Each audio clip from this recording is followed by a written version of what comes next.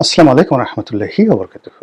সম্মানিত দর্শক, বিএনপির চেয়ারম্যান জনাব তারেক রহমান সাহেবকে নিয়ে জামাতের প্রচার এবং প্রোপাগান্ডা এখন তুঙ্গে।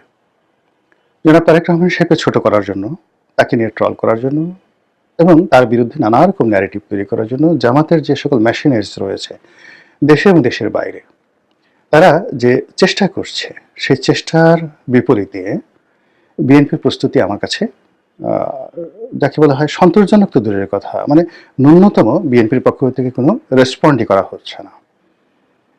এটি ভালো হবে না।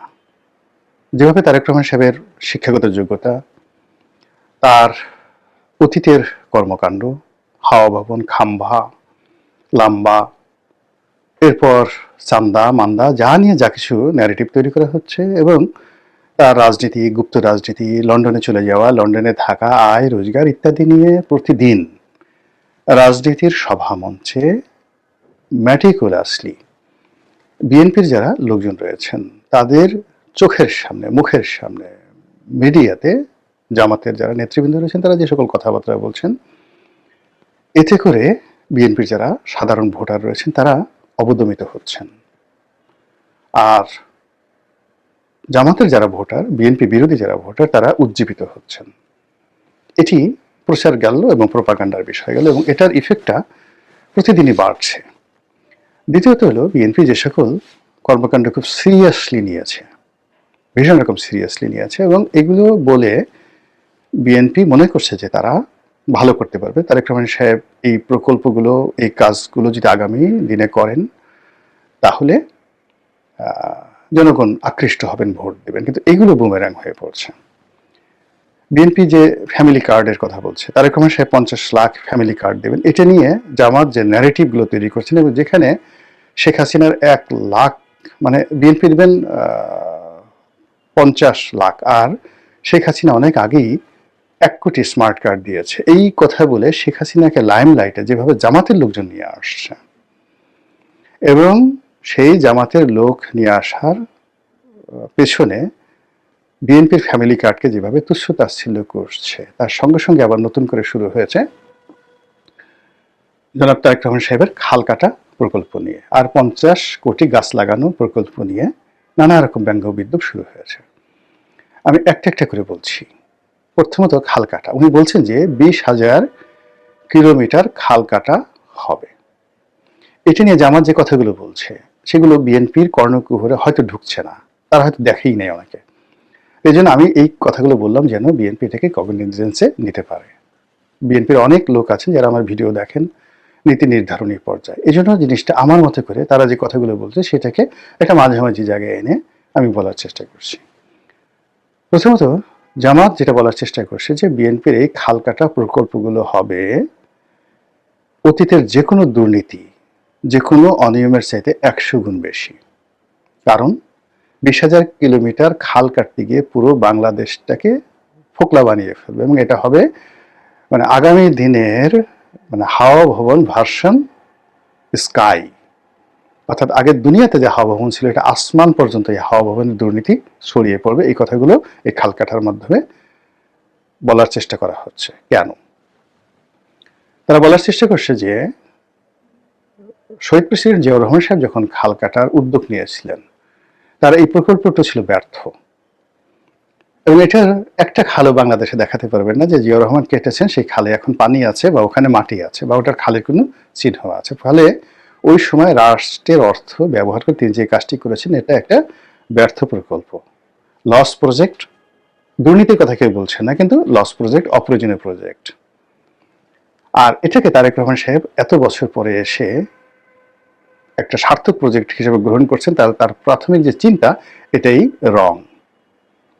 দ্বিতীয়ত হলো যে এখন এই মুহূর্তে বাংলাদেশের যে আর্থ সামাজিক প্রেক্ষাপট, সেই প্রেক্ষাপটে খালের বা খাল কাটার কোনো রকম 1% ভায়াবিলিটি নেই। কেন নেই? আমাদের প্রায় সব জায়গাতেই পানির যে স্তর এটি নেমে গেছে। 100 ফিট, 200 ফিট, 300 ফিট খনন করে কোথাও টিউবওয়েল থেকে পানি উঠানো যাচ্ছে না। তো কাজে আপনি যদি 20 ফিট, 30 ফিট বা 40 ফিট গভীরের কোনো খাল কাটেন, সেই খাল দিয়ে যদি আপনি অনবরত ডিপ টিউবওয়েল থেকে পানি উঠিয়ে খালে ছেড়ে দেন, ওই পানি ওই মাথায় যাবে না। ধরেন 20 কিলোমিটার একটা খাল করলেন, 20 কিলোমিটার পাড়ি দিয়ে আপনার পানি ওদিকে যাবে না, বিকজ পানি খেয়ে ফেলবে। বিকজ সেই আপনার তো পানির স্তর নেই, বেশিরভাগ জায়গাতে পানির স্তর নেই। এমনকি বর্ষাকালে যদি আপনি এখানে পানি রিজার্ভ করতে চান, ওটাও আপনি পারবেন না। সূর্যের আলো পানি খেয়ে ফেলবে এবং ওই যে ভূগর্ভস্থ যে পানি শূন্যতা রয়েছে, সেই শূন্যতার কারণে ঠিক বৃষ্টি হবে, অল্প সময়ের মধ্যে সেটা আবার নিয়ে যাবে নিচে। 3 নম্বর হলো যে আমাদের এখন যে কৃষি ব্যবস্থা, সেই কৃষি ব্যবস্থাতে প্রতি ইঞ্চি জমির মূল্য এত বেশি যে এখানে কোনো আবাদি জমির মধ্য দিয়ে বা কোনো একটা এলাকা দিয়ে খাল খনন করে কোনো রকম এখান থেকে শুভ ফল পাওয়া সম্ভব নয়। তো কাজে এই যে খাল কাটার নামে 20,000 কিলোমিটার খাল কাটার নামে যা কিছু বলা হচ্ছে, এটা মূলত দুর্নীতি, অনিয়ম করার একটা প্রকল্প হবে এবং এটার কোনো রকম বাস্তবতা নেই। কোনো অংশে এটি বাংলাদেশের জন্য ভায়াবল কেউ প্রমাণ করতে পারবে না। এমনকি আমাদের যে এখন কৃষিভিত্তিক অর্থনীতি বা সেচ ব্যবস্থা, যেটা একটা সময় খাল কেন্দ্রিক ছিল, নদী কেন্দ্রিক ছিল, এখন এটা অ্যাবসলিউটলি, এখন দেখেন অনেক জায়গাতে কিন্তু ওই যে বললাম ভূগর্ভস্থ পানি নেমে যাওয়ার কারণে কাঁচা ড্রেনও করে না। অনেকে সব জায়গাতে কৃষি জমিতে পানি দেওয়ার জন্য পাকা ড্রেনের ব্যবস্থা করতে হয়। পাকা ড্রেন ছাড়া পানি কৃষি ক্ষেত্রে গিয়ে পৌঁছে না, তার আগেই পানি শেষ হয়ে যায়। তো এই জিনিসটি তো তারেক রহমান সাহেব 17 বছর বিদেশে ছিলেন, তার যারা এক্সপার্ট আছেন তাদের এই জিনিসটা বোঝার কথা। কাজে নতুন করে এই খাল কাটা প্রকল্প আসলো কেন? এরপর দ্বিতীয়, আপনাদের মনে আছে যে 2001 থেকে 2006 সনে তারেক রহমান সাহেবের একটা মানে প্রকল্প ছিল, আলোচিত সমালোচিত প্রকল্প ছিল ছাগল প্রকল্প। তো এখন সবাই জামাতের লোকজন বলছে যে খাল কাটাতে শুরু হলো, এরপর তারা বললো আমরা ছাগল লালন পালন করব, ছাগল প্রকল্প। আর ছাগল প্রকল্প বাংলাদেশে এখন একেবারেই, যদি শেখ হাসিনার জামানাতে একটা ওয়ান অফ দ্য সাকসেসফুল প্রকল্প তারা করতে চেয়েছিল, একটি বাড়ি একটি খামার, শুনতে দেখতে বুঝতে অসাধারণ। বিশ্বাস করেন হাজার হাজার কোটি টাকা লোপাট হয়েছে। একটা সিঙ্গেল মানে একটি বাড়ি একটি খামার প্রকল্প তারা করতে পারেনি। তো কেন? এর কারণ হলো যে এখন আসলে কেউ যদি 10টা ছাগল লালন পালন করতে চায় বা 2টো গরু লালন পালন করতে চায়, একটা খামার করতে চায়, এটা আমাদের এই বর্তমান সমাজে ভায়াবল নয়। ছাগলের ঘাস, ছাগলের খাবার এবং ছাগল থেকে শুরু করে এখন গরুর অসংখ্য রোগ বালাই হয়।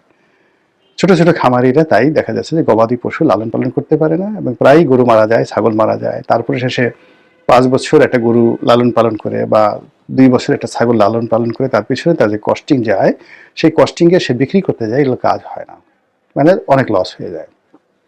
ফলে অনেক বাড়িতে গ্রামগঞ্জে শখের বসে কিছু মুরগি লালন পালন করে, গরু লালন পালন করে, এটা জাস্ট নেহার শখের বসে, গ্রাম্য যে গৃহস্থ মন মানসিকতা। কিন্তু কমার্শিয়াল যে ভায়াবিলিটি এটা হয় না। এখন এটা চলে গেছে বড় বড় খামারিতে, যারা কমার্শিয়ালি এই ধরনের খামার পরিচালনা করতে পারেন। কোটি টাকা থেকে শুরু করে হাজার কোটি টাকার প্রকল্প এখন বাংলাদেশে চলছে। তো কৃষি ক্ষেত্রে, তারপরে শেষে পোলট্রি ক্ষেত্রে, তারপরে মাছ চাষের ক্ষেত্রে মেগা প্রকল্পগুলো এখন তারা ভালো করছে। বেঙ্গল মিট ভালো করছে, প্রাণ ভালো করছে।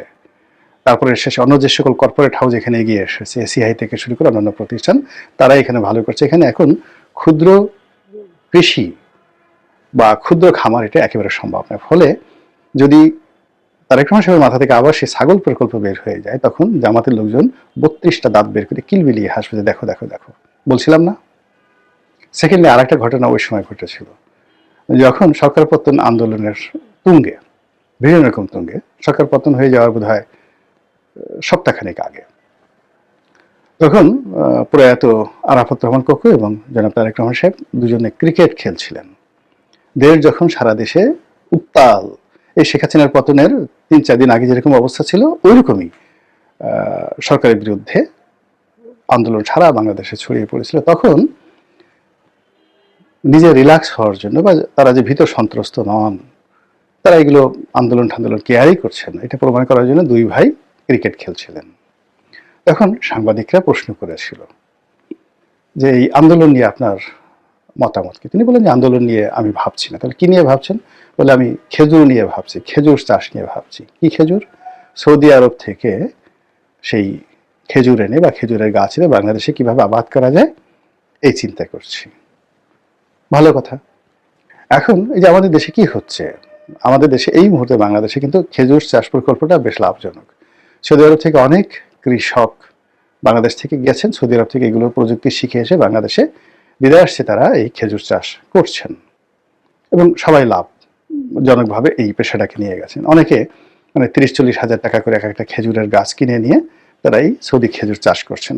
এটা খুব কমার্শিয়াল ভায়াবিলিটি কতটা আছে আমি বলতে পারবো না, কিন্তু বাড়িতে সৌদি আরবের একটা খেজুর গাছ আছে এবং সেখান থেকে খেজুর হচ্ছে, এটা দেখে অনেক খামারি, অনেক বাড়িওয়ালা, অনেক জমির মালিক তারা খুব আনন্দ পাচ্ছেন, তৃপ্তি পাচ্ছেন। তো তারেক রহমান সাহেব এটা ওই সময় চিন্তা করেছিলেন, ভালো কথা, এটা তো এখন বাস্তবে হয়ে গেছে।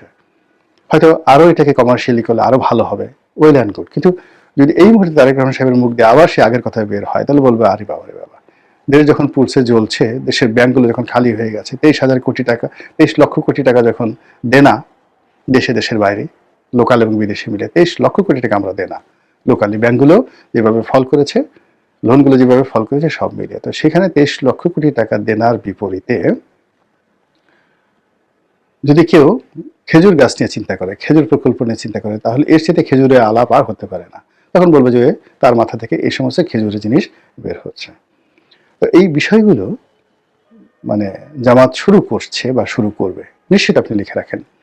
আর শুরু তারা যে করেছে, এটার আওয়াজ এখনো বিএনপির লোকদেরকে যাকে বলা হয় এখনো তাদের মধ্যে সাড়া ফেলেনি। তারা বুঝতে পারছে না যে এটা পরিণতি কি হবে। এরকম 3-4টি ন্যারেটিভ 24 ঘন্টা থেকে 48 ঘন্টার মধ্যে অনেক কিছু, অনেক সিদ্ধান্ত গ্রহণ, অনেক পরিবেশ পরিস্থিতি থেকে শুরু করে অনেক সংঘাতময় পরিস্থিতি তৈরি করতে পারে। আপনাকে যদি কেউ একজন লোক হঠাৎ করে, আপনি একজন ভদ্রলোক পেট ভরে খেয়ে আসছেন খাসির মাংস দিয়ে, খাসির চাপ দিয়ে, অথবা খাসির সেই লেগ রোস্ট আল রাজ্জাক থেকে লেগ রোস্ট দিয়ে আপনি খেয়ে আসছেন, খেয়ে এসে এমন একটা লোক কথাবার্তা বললো, মেজাজ গরমে সে আপনি বমি করে দেবেন, সব বের হয়ে যাবে পেট থেকে। এখন প্রত্যেকটা লোক যারা এখন রাজনীতির ময়দানে রয়েছেন, নির্বাচনের ময়দানে রয়েছেন, তারা এক্সট্রিম পর্যায়ে উত্তপ্ত অবস্থায় আছেন। এখানে একটা ডিম কেউ মারলে মাথা ফেটে যায়, মানে মানুষের বুদ্ধি শুদ্ধি এখন এমন একটা পর্যায়ে চলে আসছে যে আপনি যদি কারো মাথায় একটা ডিম মারেন, সে সঙ্গে সঙ্গে ভয়ে অভিনয় করতে গিয়ে বা প্রতিপক্ষের সহানুভূতি লাভের জন্য সে বলে যে ডিম লেগে আমার মাথা ফেটে গেছে, আমার ঘাড়ের হাড্ডি ভেঙে গেছে, আমার হাত ভেঙে গেছে, ব্যান্ডেজ লাগিয়ে ঘুরতে থাকবে। এইরকম পরিবেশ পরিস্থিতিতে মানে মানুষ পড়ে যায়। অনেক সময় দেখা যাচ্ছে না, আমরা খুব মানে মস্কার করে বলতাম যে চোখ বুজে সে খুব লজ্জা পাচ্ছে, চোখ ঢেকে আছে, খুব লজ্জা পাচ্ছে, ওদিকে সে উলঙ্গ হয়ে সে ঘুরে বেড়াচ্ছে, তার সর্বাঙ্গ দেখা যাচ্ছে, কিন্তু তার ভীষণ লজ্জা। আপনি তার সামনে একটা লজ্জার কথা বলছেন, লজ্জায় সে চোখ ঢেকে ফেলছে, এরকম একটা অবস্থা। এখন এই যে একটা উত্তপ্ত অবস্থার মধ্যে মানুষ যখন অস্থির, রাজনৈতিক দলগুলো আরো অস্থির, মেজাজ হারাচ্ছে, কখন কি বলা দরকার, কি করা দরকার, এই জিনিসগুলো না ভেবে একটার পর একটা কর্মকাণ্ড করে যাচ্ছে। ঠিক সেই সময়টাতে যখন আপনাকে টিটকারি করে, মস্করা করে কেউ একটা মারাত্মক আক্রমণ করবে, বা ছোট্ট একটা ডিম, মুরগির ডিম, একটা টিকটিকের ডিম আপনার মাথার ঘুরে ফেললো, আপনি মনে করলেন যে ও মাই গড, অ্যাটমিক বোমা ফেলেছে, বা হাতুড়ি দিয়ে একটা পিটুনি দিয়েছে, কাজে আপনি হাও মাও করে কান্নাকাটি শুরু করলেন। ওই যে অনেকগুলো প্রাঙ্ক ভিডিও আপনি দেখবেন যে একজন মহিলা বা একজন পুরুষ যাচ্ছে, যাওয়ার পর তার পাশ দিয়ে একটা কুকুর একজন লোক নিয়ে যাচ্ছে, ট্রেন কুকুর। তো কুকুরটা যখন পিছনে গেল, মেয়েটা দেখলো যে কেউ একটা কুকুর যাচ্ছে, হঠাৎ করে কুকুরটা ঘেউ করে শব্দ করলো, কুকুর কিন্তু কিছুই করে না, কুকুর চলে গেছে। পিছনে যে লোকটা দাঁড়ানো থাকে সেই করলে কি, হাতে কতগুলো রক্ত মেখে ওই মহিলা বা পুরুষের পায়ে একটা ছোট খামচি দিয়ে দিল। মুহূর্তের মধ্যে ওই ভদ্র মহিলা বা পুরুষ এমন কান্না শুরু করলো, মনে হয় কুকুরে কামড় দিয়ে তাকে রক্তাক্ত করে ফেলছে, সে সঙ্গে সঙ্গে চিত হয়ে পড়ে গেল। এটা হলো মানুষের সাইকোলজিক্যাল একটা অবস্থা। এই যে আমাদের যে সাপে কামড় দেয়, শতকরা 99% সাপ কিন্তু নির্বিষ, বিষ থাকে না, কিন্তু ওই যে সাপে কামড় দিয়েছে এই ভয়ে 99% লোক বিষ আক্রান্ত না হয়ে হার্ট অ্যাটাকে মারা যায়। সাপে কামড়ের যত রোগী মারা যায়, 99% রোগী মারা যায় হার্ট অ্যাটাকে, সাপের বিষে নয়, ভয়। তো ওইরকম যে একটি অবস্থা এখন চলছে বাংলাদেশে বিএনপিকে রাগিয়ে দেওয়ার জন্য, এর কারণে বিএনপির সাথে তো শক্তিতে পারবে না যারা, বিএনপির সঙ্গে যারা জনপ্রিয়তায় পারবে না, তারা বিএনপির বিরুদ্ধে কৌশল প্রয়োগ করে বিএনপির জনপ্রিয়তাকে ধস নামানোর চেষ্টা করবে এবং বিএনপির মেজাজ গরম করে দিয়ে এমন একটা কাণ্ড যেন বিএনপি করে বসে সব মানুষ যেন সিসি করতে থাকে। তারই প্রেক্ষিতে রাজনীতির ময়দানে যে কথাগুলো ন্যারেটিভ হিসেবে বিএনপির মাস্টার প্ল্যান হিসেবে সামনে আনা হচ্ছে, যেমন এই খালকাটা প্রকল্প বা যদি বলা হয় ছাগল প্রকল্প কিংবা খেজুর প্রকল্প, এই প্রকল্পগুলো নিয়ে প্রতিপক্ষ যথেষ্ট সেই সমালোচনা করতে পারবে। তো কাজেই বিএনপি যেটা অনিবার্য, তারা বিজয়ী হবে, তাদেরকে স্বপ্ন দেখাতে হবে না, কোনো কিছু করতে হবে না।